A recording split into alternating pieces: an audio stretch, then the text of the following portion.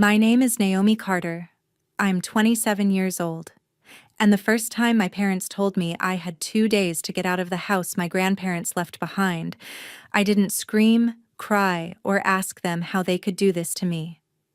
I just stood there in the kitchen doorway with my hand still wrapped around a cold coffee mug, listening as my mother spoke in that soft, fake, calm voice she used whenever she wanted to sound reasonable while saying something cruel. My father stood beside her like the decision had already been stamped and filed, and my younger sister leaned against the counter with the kind of smug little smile people wear when they think the ending is already theirs.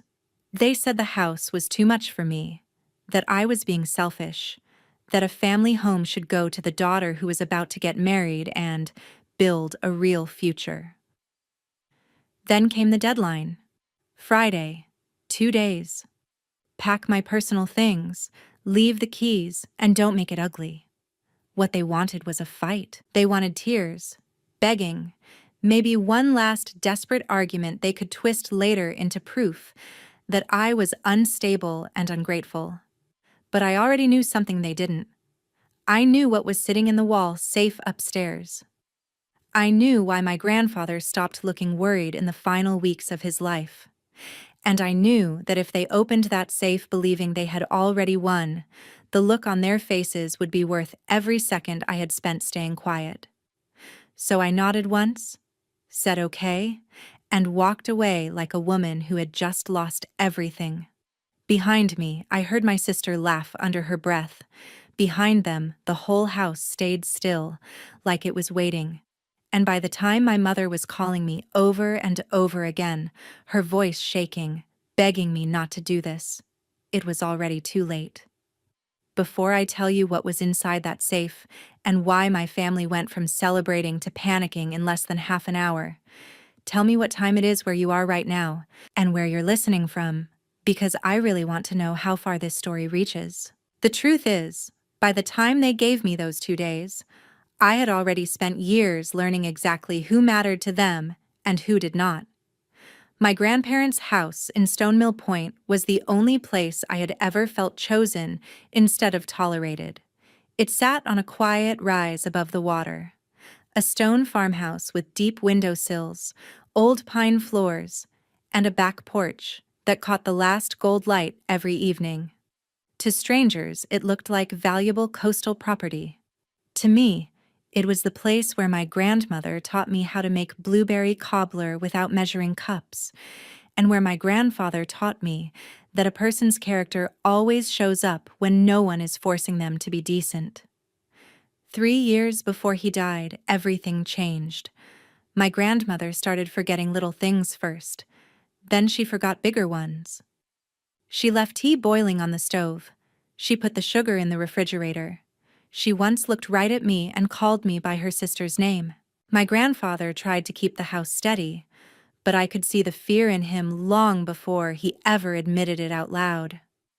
I was in graduate school then, working toward my master's degree in healthcare administration, driving back and forth every weekend from Providence, then every few days, then almost every day by the end. I became the one who knew which pharmacy still had her prescriptions in stock. I became the one who kept the pill organizer filled, called the home nurse, paid the heating bill online, and sat through long, silent evenings while the television played to a room that no longer felt sure of time. My parents always had an excuse. There was a business trip, there was a client dinner, there was a gala. There was always some emergency in their own lives that somehow outranked the slow collapse happening in this house. My younger sister Chloe was worse because at least my parents knew they were neglecting something. Chloe treated the whole thing like an inconvenience that ruined the mood. She came once with flowers, took 3 pictures by the hydrangeas, posted one online with a caption about cherishing family, then left before dinner because she had reservations with friends in Newport. I remember standing at the sink washing dishes while she laughed on the porch, talking loudly on the phone about how depressing old houses smelled. My grandmother was asleep in the next room. My grandfather heard every word. He did not say anything then, but I saw the way his jaw locked. That look came back many times in the last year of his life. The more I showed up, the less my family did. It became a pattern too obvious to ignore. My mother would call and ask whether certain documents were still in the study. My father would ask if the property taxes had gone up again. Chloe would walk through the rooms like she was already planning where to put new furniture. No one asked me if I was sleeping. No one asked how I was managing graduate exams while helping two people decline in front of me. No one asked what it cost to be the one who stayed. My grandfather noticed all of it. When my grandmother died, he changed in a way that scared me. He got quieter, but clearer, almost sharper. It was like grief burned the fog out of him and left only the truth. 2 weeks after her funeral, I was helping him into bed when he squeezed my wrist and said, very calmly, "They think I don't know what they're waiting for." I asked him what he meant, even though I already knew. He looked toward the hallway, toward the study, toward the whole house, and said, "They're not waiting for me to get better, Naomi. They're waiting for me to be done."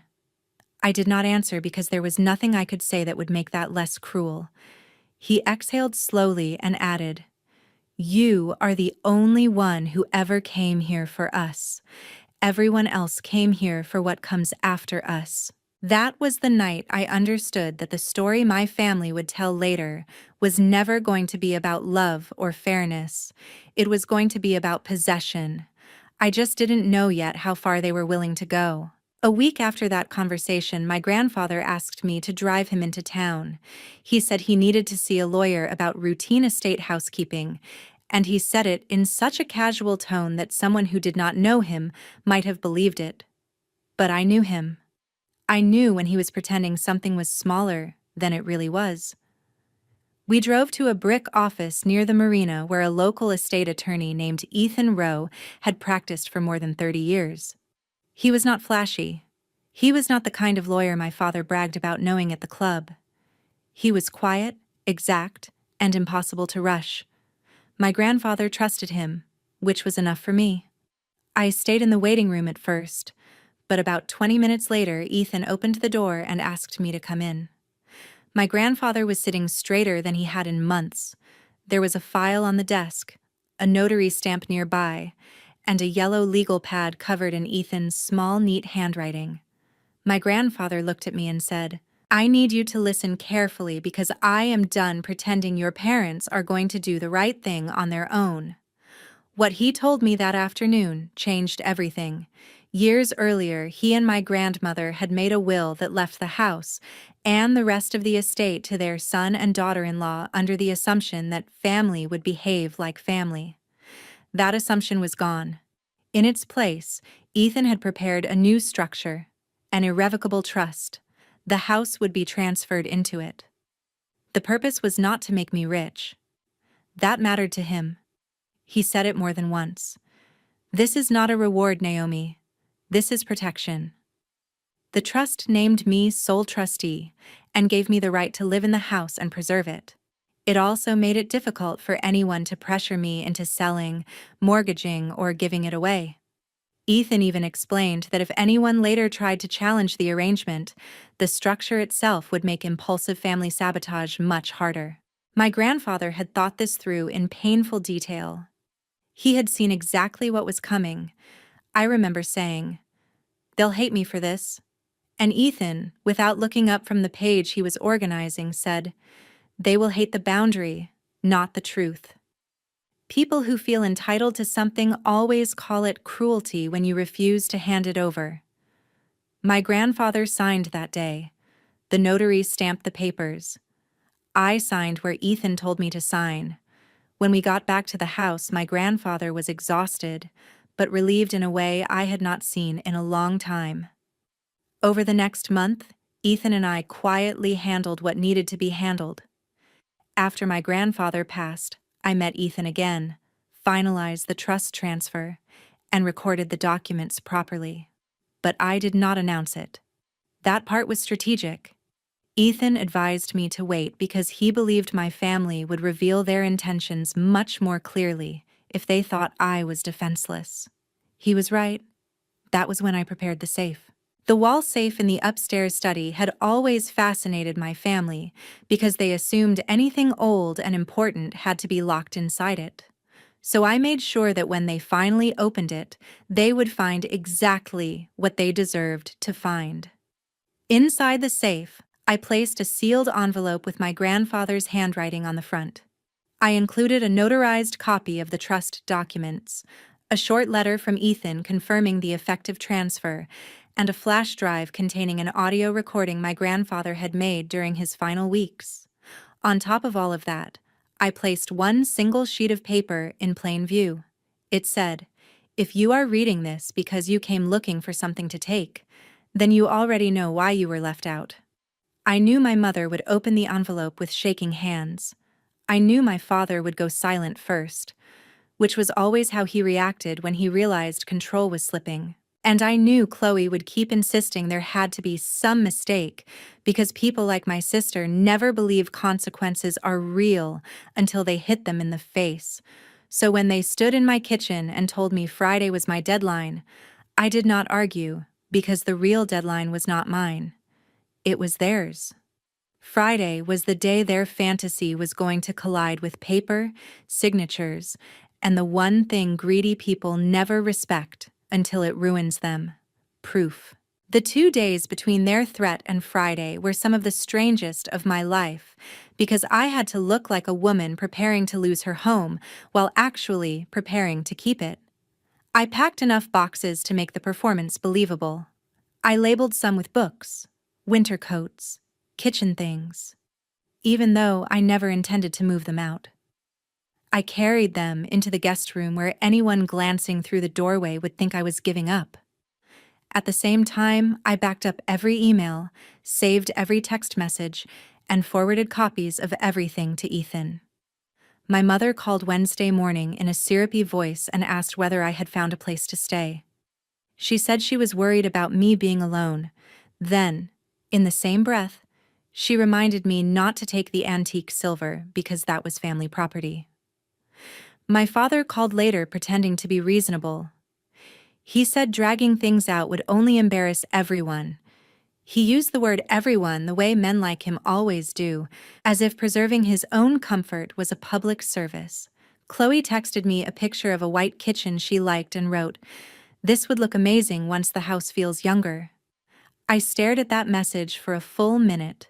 The house where my grandmother lost her memory and my grandfather lost his wife was, to my sister, a before picture. Thursday night, my mother switched tactics. She showed up alone with a paper bag of pastries from a bakery I used to like in college and asked if we could please act like adults. She stood in the doorway in a cream coat that probably cost more than my first semester of textbooks and told me the family was under a lot of stress, that Chloe's wedding was coming, that my father had sacrificed so much for us, that maybe I was making this harder than it needed to be. I let her speak. I let her try guilt, nostalgia, softness, and martyrdom. Then I said I was tired and closed the door. By Friday afternoon, the house felt like it was holding its breath. The sky was flat and cold, the kind of Rhode Island gray that makes the water look like metal. They arrived just before 5, exactly when they had said they would. My father came first, carrying himself like a man who expected the scene to go his way, because scenes usually did. My mother followed, already acting offended by my silence. Chloe came last, all bright lipstick and confidence, wearing tall boots she probably should not have worn on gravel. She looked around the foyer and said, "Is this all you packed?" Not even trying to hide the insult in her voice, I said nothing. My father asked for the safe key. I told him it was where it had always been, in the top drawer of the study desk. I wanted to be there when they opened it, but I stood back just enough to make it look like I had no strength left to fight. That mattered. I wanted them comfortable. I wanted them careless. The study smelled faintly like cedar and old paper. My father moved straight to the safe. My mother stood near the window with her arms folded tight. Chloe leaned over his shoulder the way she used to lean over bakery cases when she was deciding which dessert to take without paying for it herself. The door clicked open. For 1 second, nothing happened. Then my father went still. My mother stepped forward and said, "What is it?" as if the answer might still be something harmless. He pulled out the top sheet first.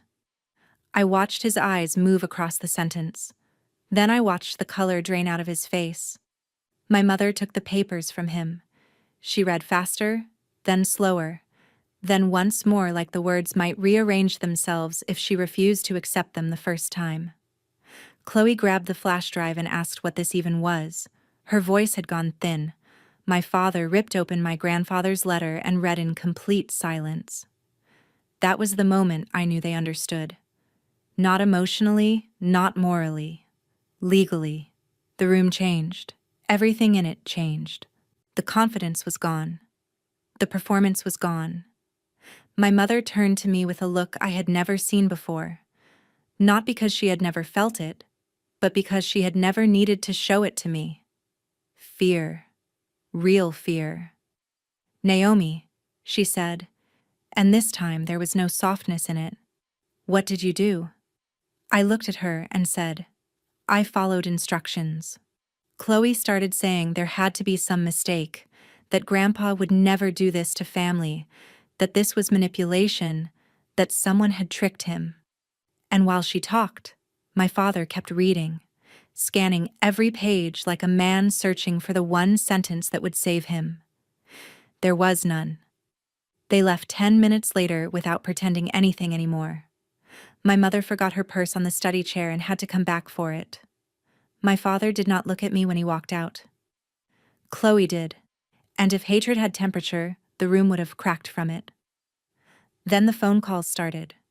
My mother called 6 times in 10 minutes. Then 8 more. Then she left a voicemail so breathless it sounded like she had run upstairs. "Naomi, please do not file anything else. Please call me back before you talk to the lawyer. We need to discuss this as a family." Then another voicemail, colder this time. "You do not understand what you are doing." Then another, shaking again. "Please, please do not do this." I did not answer a single one. I saved every message, sat at the kitchen table and listened to their panic stack up in my inbox one call at a time. By Saturday morning, the war had moved outside the house and into the town, which was exactly where my mother always liked to fight. Stone Mill Point was the kind of place where the grocery store cashier knew who had just had surgery and who was drinking too much and who had let their front hedges die. News traveled fast, but so did sympathy if you packaged it correctly. My mother had always been good at that. She could turn cruelty into concern so smoothly that people thanked her for it. By noon, 2 people had texted me asking if I was really trying to take everything for myself. One woman from church, someone who had not visited my grandparents once while they were alive, wrote that my mother was devastated and just wanted peace. I almost laughed when I read that. My mother did not want peace. She wanted access. She wanted the house, the story, and the right to call herself the injured one after trying to push me out of my own home. Ethan had warned me this would happen. He told me that in property disputes, people did not just fight over assets. They fought over narrative. Whoever looked more sympathetic often gained leverage even when the paperwork was solid. So instead of responding emotionally, I built a file. I saved every voicemail. I printed every text. I exported every email Chloe had sent me over the last month. One of them was especially useful because she had forgotten to be careful and forwarded me an exchange with a wedding planner asking whether late summer would be a better time to host an engagement dinner at the house before listing it the following spring. Listing it. There it was. Not preserving it. Not living in it. Not honoring family. Selling it. Ethan nearly smiled when I showed him that email, which for him was the equivalent of laughing out loud. He also helped me gather records I never thought I would need to prove something that should have been obvious. Copies of pharmacy deliveries I had signed for. Receipts from grocery runs, invoices for repairs I arranged, calendar notes, gas station charges from the long drives back and forth while I was in graduate school. The home nurse even wrote a statement saying I was the only family member who consistently coordinated care during my grandparents' decline. Meanwhile, my parents kept making mistakes. My father sent me a message that said, "You have made your point. Sign over shared management and we can all walk away from this with dignity." Shared management meant give us the weapon back and trust us not to use it again. My mother tried a softer approach and wrote that legal conflict would only hurt Grandma's memory.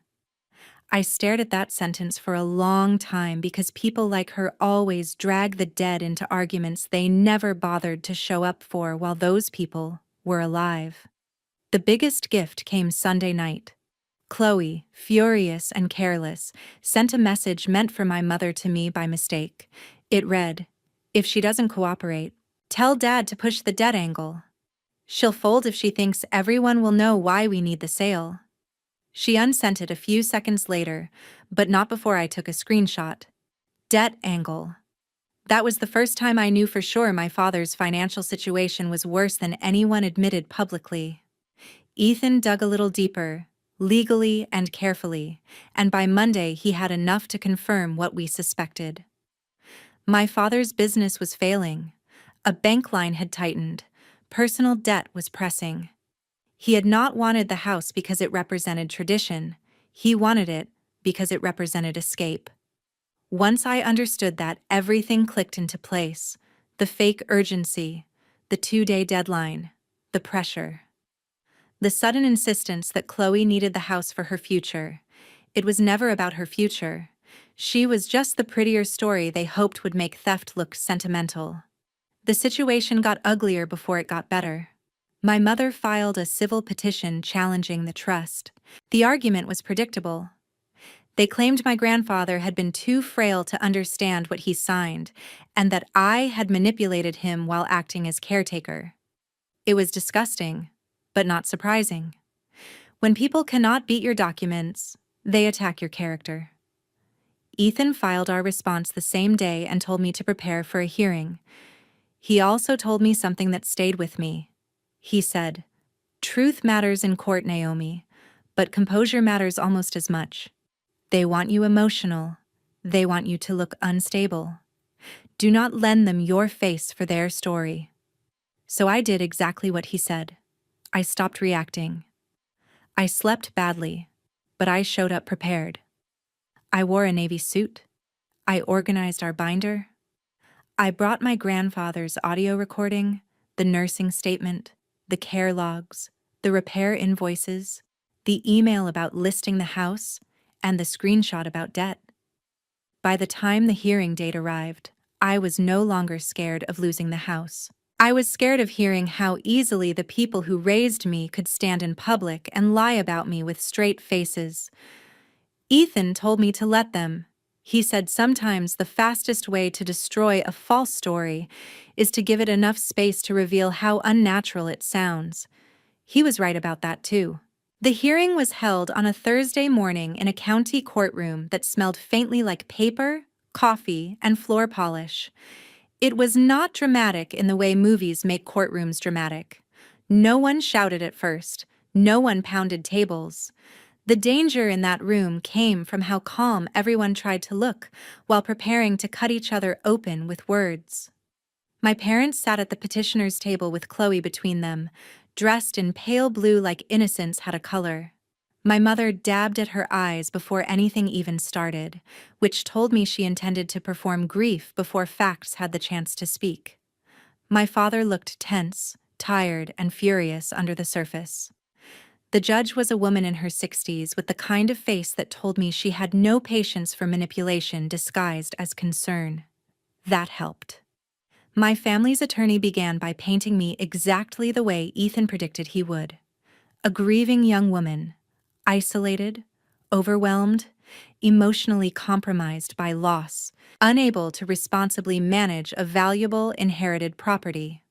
He said my parents had acted only out of concern for preserving family harmony and avoiding financial mismanagement. family, harmony. I nearly looked down at the binder in my lap, just to keep myself from smiling at how absurd that sounded after the week they had put me through. Ethan stood when it was his turn and did not waste a second on dramatics. He started with dates. He always started with dates. He walked the court through the trust formation, the execution, the notarization, the recording. Then he laid out my grandparents' care history and who had actually been present during those years. He presented the nursing statement. He submitted the expense logs. He showed copies of my travel records and the invoices in my name for maintenance and household necessities. He did not say I loved them more. He did something better. He showed I had done more. Then he asked for the audio recording to be admitted. My mother's lawyer objected. The judge listened to the basis, looked at the transcript Ethan had prepared, and admitted it for limited consideration. When my grandfather's voice played through the courtroom speakers, thin but unmistakably clear, something inside me steadied. He said he was not confused. He said he was protecting the house from people who saw it as money. He said he chose the granddaughter who had been there. My mother stared straight ahead. Chloe stopped pretending to take notes. My father shifted once, then went completely still. If the hearing had ended there, I think we already would have won. But Ethan was not done. He introduced Chloe's email about hosting an engagement dinner before listing the property. Her lawyer tried to call it casual brainstorming. Ethan countered with the text where she complained I was delaying the renovation timeline. Then came the message about pushing the debt angle. Ethan did not reveal everything at once. He layered it. That was the brilliance of it. First greed, then planning, then motive. Finally, he moved to my father's finances. He did not need to expose every private detail. He only needed enough to show why the urgency existed. There were debts. There was pressure. There was a reason the family wanted fast control over a high-value asset. My father's attorney objected again, but the judge allowed a narrow line of questioning on motive. That was when everything broke. Ethan asked my father whether he had told me on multiple occasions that family should handle this privately to avoid embarrassment. My father said yes. Ethan asked whether he had proposed shared management after learning about the trust. My father said yes again. Ethan asked whether the family had given me 2 days to vacate before any court ruling. My father hesitated, then said they had offered a transition plan. The judge looked up at that wording. Even she could hear the spin in it. Then Ethan asked the question that finally stripped the mask off. He asked, "Mr. Carter, were you under financial pressure at the time you attempted to force access to the house?" My father tried to dodge. He said every family has pressures. Ethan asked again, more specifically, "Were you or were you not seeking immediate control of the property because you believed a sale or refinancing could relieve those pressures?" My father looked at the judge, looked at his own lawyer, and then looked at me. For 1 second, I saw the old instinct in him, the one that always chose dominance over caution. And then he said the sentence that ended them. He said, "We only needed her to stop being selfish long enough to sign so the family could stabilize things." The courtroom went quiet in that total way rooms do when someone has just admitted too much to ever take it back. He had turned concern into strategy and family into leverage in a single sentence. The judge asked him to clarify. He tried to walk it back. He said he meant everyone would benefit. But the damage was done. The petition was no longer about protecting me from mismanaging property. It was about pressuring me to surrender control of it. When the judge ruled, she was precise and cold. She upheld the trust. She denied the challenge in full. She recognized me as the lawful sole trustee. She found no credible evidence of undue influence, and noted that the documentary record overwhelmingly showed I had been the primary caregiver and property steward. Then she addressed my family's conduct. She criticized the attempt to pressure me into vacating before legal resolution. She ordered them to pay a substantial portion of my legal fees. She also entered a civil order barring them from entering the property or contacting me outside legal channels for 2 years unless I expressly agreed in writing. My mother cried for real then, not because she had lost me, because she had lost control of the story. Chloe looked like someone had knocked the air out of her. Later, I learned her fiancé's family postponed their financial contribution to the wedding after realizing the house she had hinted would become part of their future was never hers to use. The wedding did not end, but the fantasy did. My father walked out of court looking smaller than I had ever seen him. In a town like ours, people do not need a formal scandal to know what happened. They only need enough truth to start connecting dots. Within 2 weeks, he quietly resigned from a local fundraising board he had always used to polish his reputation. No one announced why. No one had to.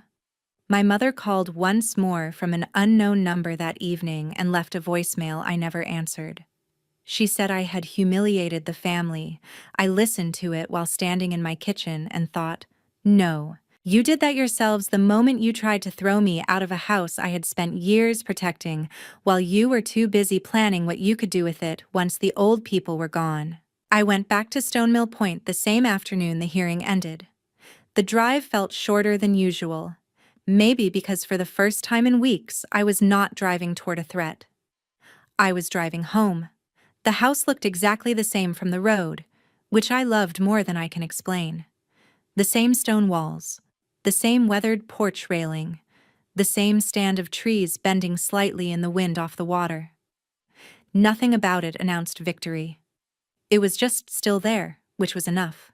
I unlocked the front door and stepped into the silence that had held me together more times than I could count. I stood in the foyer for a minute without taking off my coat.